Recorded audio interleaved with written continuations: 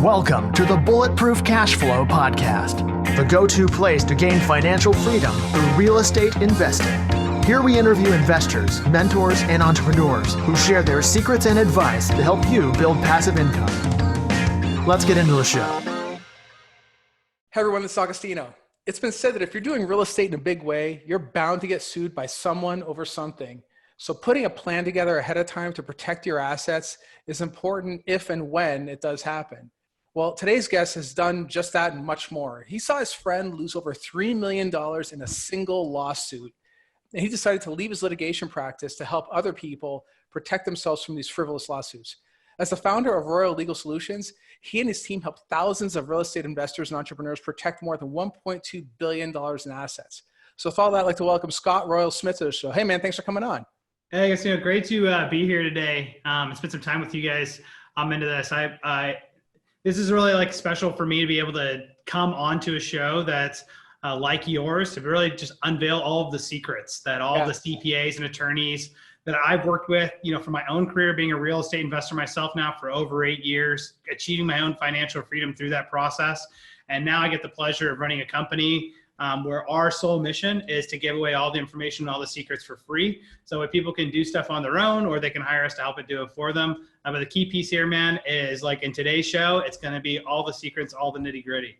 Awesome. It's going to be really cool. But if you like what Scott has to say, you can reach him over at his website at royallegalsolutions.com. And if you like our content, please don't forget to leave a comment and rate the show. Also, if you text the word freedom to 202-410-4202, you can receive a free ebook, The Bulletproof Guide to Finding a Broker. So, all right, Scott, maybe go into a little bit more of what you're just talking about right now. It's interesting stuff. Yeah, man. So this whole thing kind of kicked off for me when I had a friend of mine that lost over $3 million from a single lawsuit. He was very well insured. He thought that insurance was enough to protect them, and that everybody in his life was telling him, like, oh, don't worry about it. It can't happen to you. What he didn't realize is that insurance only protects you against one type of risk, and that's like a risk for something called negligence, which is just a basic accident. It doesn't protect you against any other type of lawsuit. If you ever get into contracts, I'm sure you're doing contracts if you're doing real estate, right? None of that's protected by insurance. Are you sending emails, text messages? All of those now are representations that people will say, hey, you misled me. Guess what?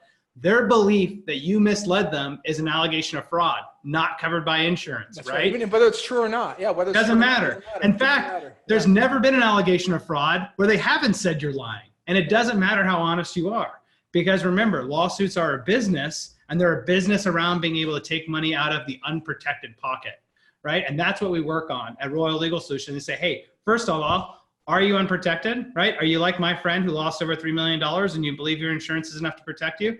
Well, the first thing that we do is we walk everybody through a quiz that we have that's at the very top of the royallegalsolutions.com webpage to see exactly where you're at risk. We actually will pull one of your properties that you have for you, show you exactly that where all of your personal identifying information is on there, how we can determine the value of your property, the amount of equity, all the loans that you have on it, see all the vulnerabilities that somebody would see if they ever look to sue you. And then we can show you after that, here's how you actually remove all those risks, to remove your information, create anonymity, and make yourself bulletproof from those people out there that might want to sue you one day. Maybe not today, but over the course of a 20-year period, there's a 95% probability that you're going to be sued. So if this is a lifelong thing that you're in, you're going to get hammered eventually. The question is what position are you going to be in when it happens? That's right. Oh no. Hey, listen, anybody listening, you're in real estate. If you have not been sued once, it's coming. Yeah, it's coming. One way or another. It's coming. It's going to happen. It's coming. Well, because people automatically think that because you have real estate, you must be a millionaire and you can afford to lose it. Or they might even think that like Scott here, that you have whatever coverage needed, so the insurance will just pay for it, right? It's always worked that way. I mean, my background is in real estate from the time I was in law school, and then I kept investing in real estate while I was practicing in litigation. I worked for the district attorney at both the trial court and the appellate court, and then in private practice, actually suing insurance companies that would deny claims that they should have paid. So my experience in this field is firsthand with exactly how does it actually all play out. With real estate investing, you're actually in a super vulnerable place if you own property in your own name, because that means that a single lawsuit against a car accident that exceeds the limits of liability of your car insurance policy, a single lawsuit against any one of your properties, means that everything in your life is now exposed. and they can put your entire future in jeopardy unless you pay them. It's a form of extortion. Yeah. And so this right. is what we do in the asset protection field that I work in exclusively now, is saying, no, we're going to shift all of the leverage back to us, because we can't control what an insurance company is going to do, whether they're going to pay it or not. But what we can do is take back control of all of the risks by just doing some preemptive measures, by using two key things. One is using land trusts and other trusts to be able to hide all of your ownership and channel all of that through a law firm. So that way the information is now protected by the attorney-client privilege. It's the highest level of information security you can have. Everything even routes through the law firm in terms for mailing addresses and everything. The second thing that we do is we compartmentalize every asset using the series LLC structure. So that way, if there's ever a lawsuit against one asset, they can't go after any of the other assets. And the beautiful thing about a structure like this is that it's infinitely scalable at no additional cost. You can operate everything out of one bank account with one tax return, one EIN number along with it. And it simply runs in the background of your life, protecting you passively. Nothing changes on your taxes. Really nothing changes, except for the fact that if you're ever sued, you'll lose little to nothing. Yeah. Well, you know, it's funny because aside from just putting your stuff into an LLC and doing all that stuff, which I think most people would know about that. And what I mean by that is, like, when you purchase an asset, like a commercial asset, now it doesn't really so much apply to the residential stuff. When you purchase a commercial asset, you basically buy, you create an LLC, and the LLC is buying the asset, right? But here's the thing. Here's a newsflash, folks. My buddy, he's got 4,500 units. The tenant was upset with him. She was able to find him, and she called him. She found his phone number somehow. I don't know how. She called his cell phone and said something about, I don't know, I'm unhappy here, and your manager, blah, blah, blah, whatever, to take on all that drama, right? But the point is that his identity was not hidden.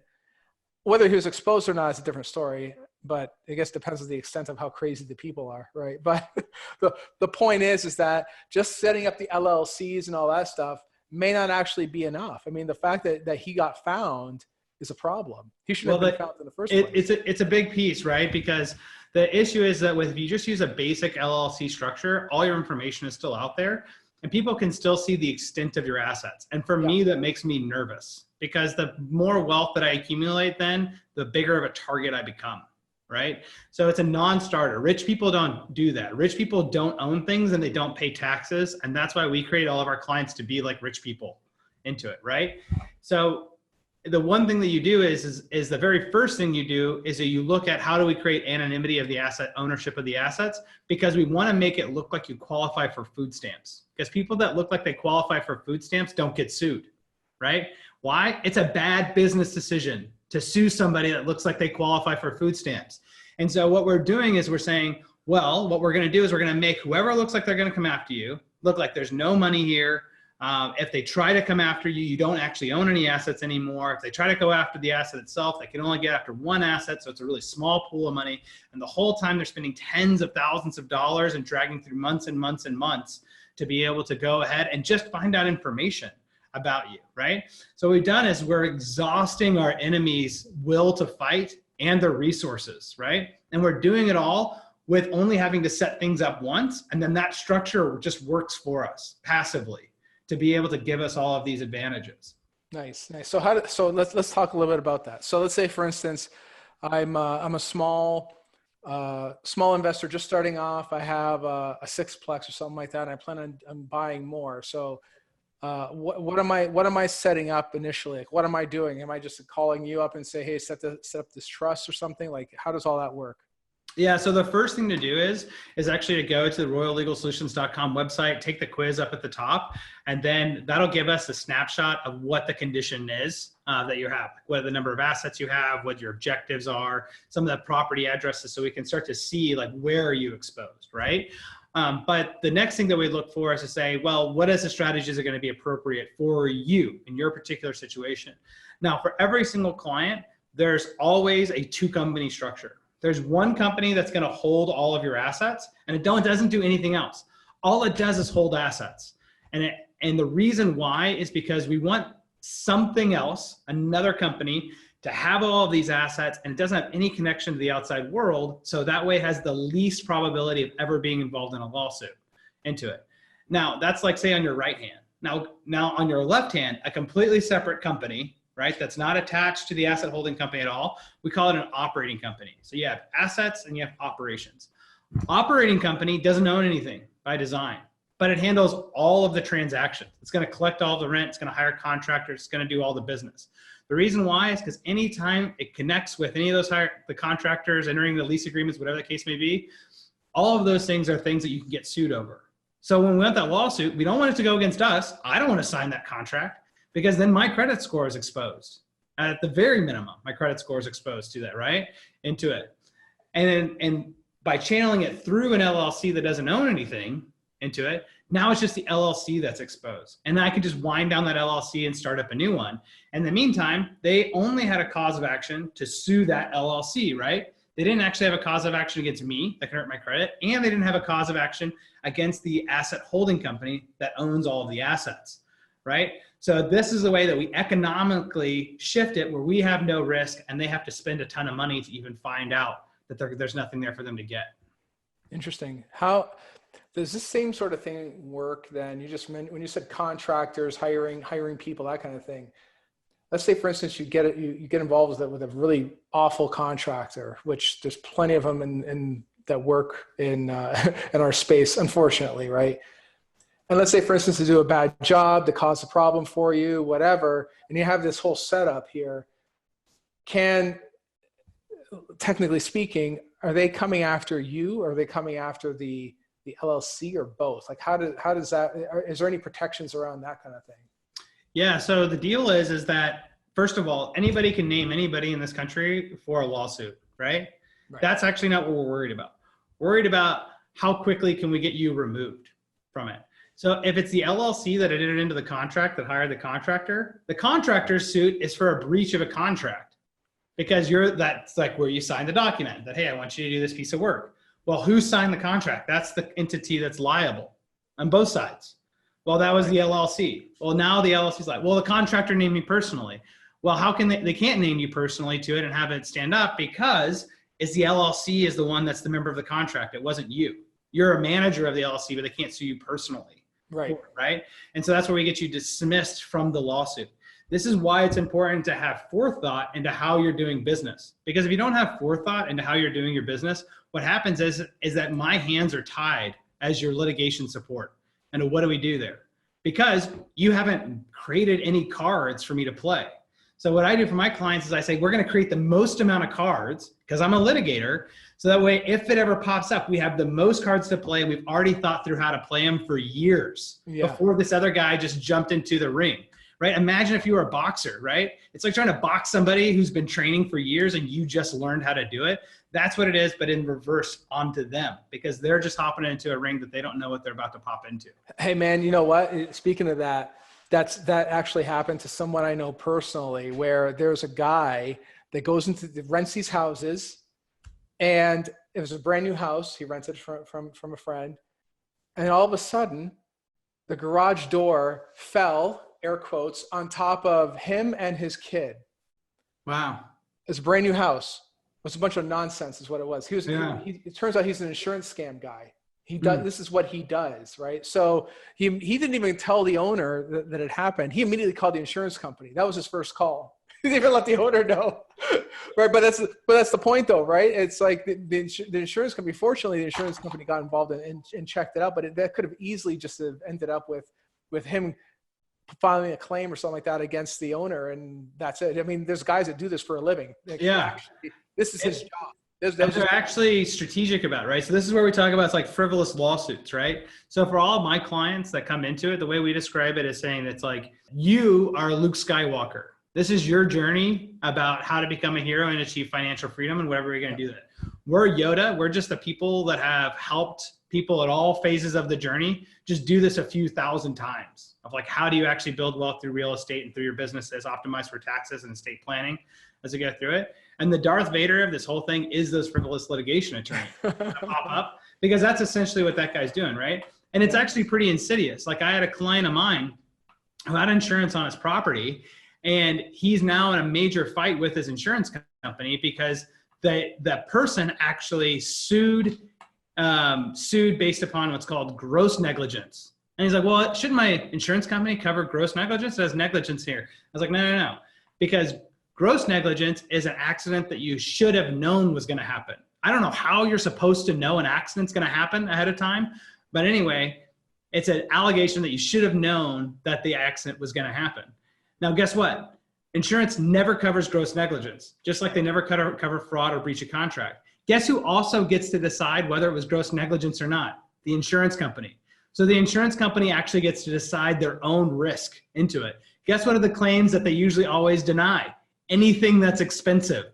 And guess who picks those up? It's the job I used to have, which was suing the insurance companies for denying claims they should have paid out, right? So that's the whole game. And the thing is that's great for my client is that even though his insurance company denied him coverage and they should cover him with it, he's like, I'm okay. Because that's 1 out of 10 properties. And that's okay. That's going to hurt, but it's not going to be like life-changing for me on what's going to happen in this lawsuit. And it gives him a lot of peace of mind that he doesn't really have to worry about that lawsuit that much. But he's experiencing it firsthand, like right now. Yeah, but I mean, really, there is no real insurance around. I mean, I guess is this errors and omissions? I mean, what else? Is there any type of other additional coverage you can get to protect yourself against stuff like this? I mean, aside from no insurance will cover you against gross negligence, right? And any allegation of intentional misconduct. And that's not just breach of contract or fraud. There's like 38 different other kinds of intentional misconduct that you can do. Yeah. Insurance, any type of insurance, only protects you if they believe it was an accident and that you shouldn't have known that it was going to exist somehow into it. Those are the only things insurance ever cover. So there is no such thing as insurance that covers you for anything else that they could think that you should have known about and done, or that you intentionally did, or an allegation even that you intentionally did it and it was wrong. Yeah. So insurance is very limited. Yeah. I mean, so really the only thing left then is to structure the business in a way that if they do, or when they come after you, just like you said, you're creating 2 separate entities. I mean, in a syndication, that's how we set up our syndications like that. You know, we have one entity that owns the asset. Then we have a management entity. Actually, there's a management entity and an operations entity. There's another entity that owns the asset too. I mean, it's all broken up. For that reason, you know, just to protect ourselves against all that, because they always show up. Yeah, it's always possible to pop up, and this is all about managing downside risk. Right. Because for a lot of people, losing 50% of your net worth or losing $1 million, for an average investor, that's a huge chunk, right, into it. Now, if you're super wealthy and worth $100 million, you're like, well, if I lose $1 million, so what, right? Okay, cool. Well, then maybe you don't need this elite levels of protection. Guess what? They all do, right? Because they can see the value proposition. But the main piece of this is to say, when I look at saying, well, what's the appropriate level of protection that somebody would need, right, into it? What I'm looking at is not necessarily the dollar amount. If it's under $50,000, $100,000 in total net worth, okay, maybe focus on making more money instead of trying to protect what you have, right? Yeah. But once you start getting above that mark, now we have to start asking a different question, which is, if I lose this money, how long does it take me to recover? If that's a month, who cares, right?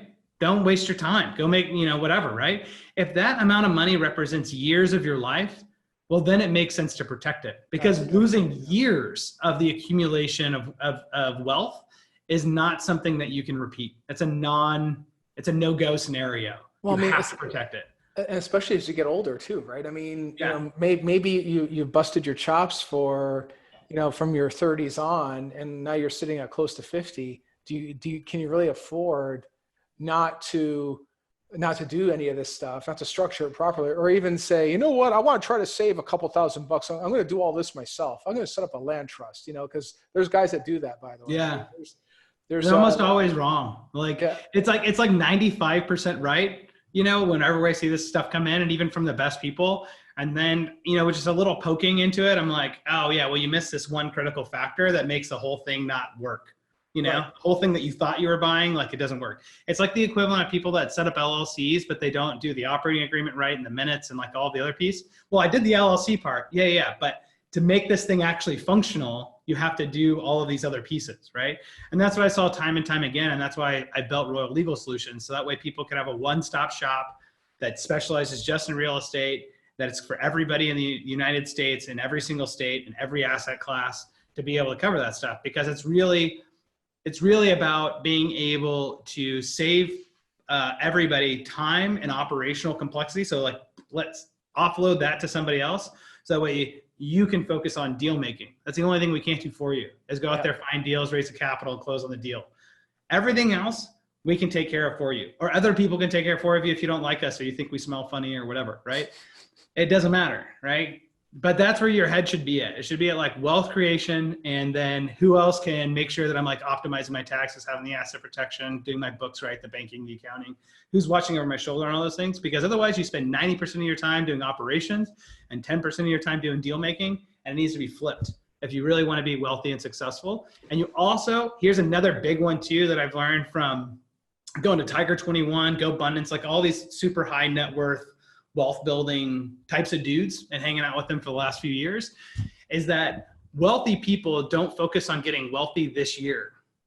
What they're worried about is like, what's a repeatable process that I can scale into to become wealthy in like 5 years, 10 years, 15 years, 20 years, right? And they'll sacrifice almost everything for repeatability and consistency of it. So that way they can just focus on the one thing without having to think about operational complexity. That's right. Into it. And that's what we harnessed in on, when we say, oh, okay, well, we're a law firm, but we're actually showing people, here's how you build wealth through real estate. And here's how it actually works with like, here's how wealthy people actually operate to actually build wealth over time. And we don't teach anything about how to actually do a deal. We're just about everything else besides the deal. Yeah. Well, I mean, but that's a huge part of it too, right? Is building, it's part of the whole infrastructure of the business itself. We do syndication, that kind of stuff we do really to help protect, or we're supposed to be to protect ourselves. But in the example I just gave you about my buddy there, I mean, he's a syndicator too, and they found him. So clearly someone didn't do their job. Yeah. Well, a lot of people just don't even know about it, right? And if you go to your average attorney or your average, whatever off the street while you're driving down the road, that guy, whoever you're working there, I can guarantee you that they don't spend all of their time being a real estate investor and focusing how to do real estate deals. Right. They're just an attorney. That means that they can do the minimum. They can do the minimum requirement to perform a function. Like I can do an LLC. When we're hiring professionals in our lives, Agostino, and this might be something for you, it might be something for everybody in the audience too.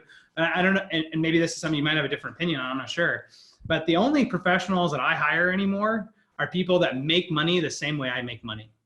Because if they don't make money the same way I make money, what happens is I get some type of general prescription.